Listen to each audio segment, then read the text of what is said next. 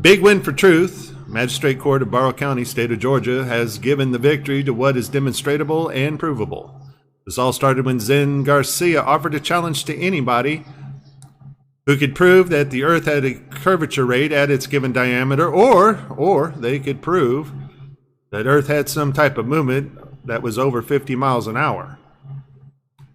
In the court of law, neither one could be proved, which is very interesting because the judge had to decide this case based on the information provided by the litigants.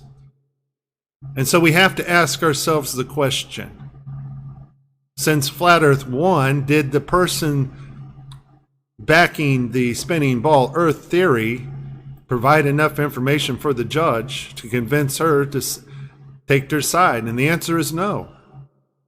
We have to also ask ourselves if William Thomas was the right person to go into court that day and be a spokesperson on behalf of the spherical Earth.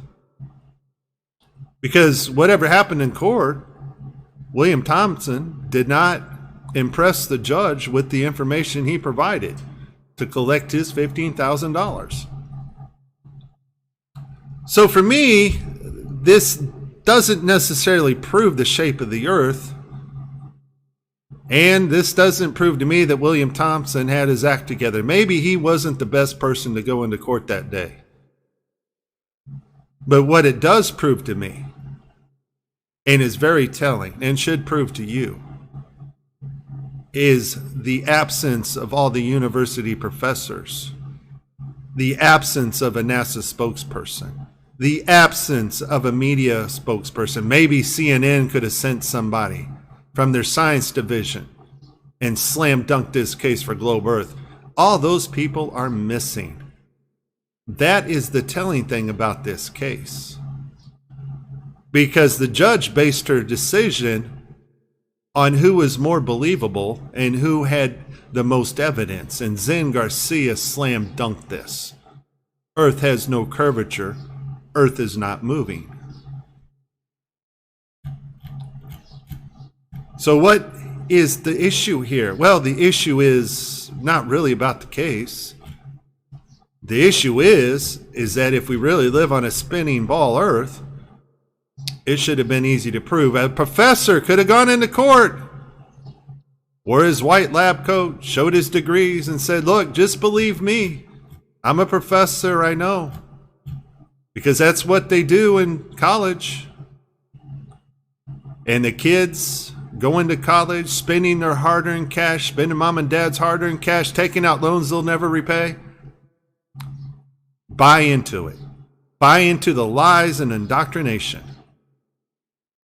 But you see here, folks, in court, that lab coat comes off, those degrees go away, and you have to actually do something that you don't have to do in college, and that is prove it. And that's why we don't see any university professors here collecting $15,000. And let me tell you, there are a bunch of professors out there that could have used this extra money, but they know they would lose this case and be humiliated. Because in the court of law, you need something called evidence. So I'm going to put this link in the description. Read through it. It's very interesting. Very interesting on who did not show up to collect the money. And this is not about we told you so. This is not about we're right, you're wrong. All we're asking you to do is consider who you believe. Do you believe the news media? Do you believe NASA? Do you believe what they told you in school? Because if you believed on them that you live on a spinning ball Earth, guess what? They're not here to prove it. They're not here to back it up for you because they can't.